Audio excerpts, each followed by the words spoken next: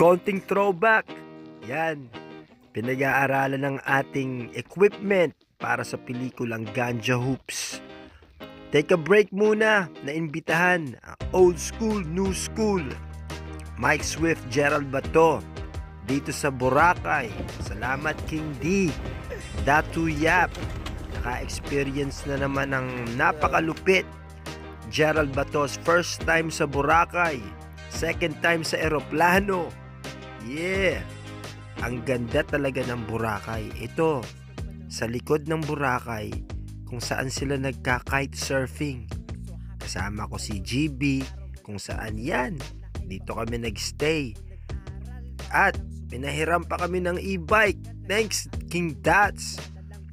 Tupada muna, sabong everywhere. Yeah! Dito kami magpe-perform. At nakapag-perform nga, wasak, ang saya. Next day, ati-atihan. My first time ever experiencing. Cheers! Salamat sa aking mga kapatid dyan. One love. At sa aking pagbalik, gusto ko magawa to first time. Makapag-paint ng basketball court sa Boracay. See ya!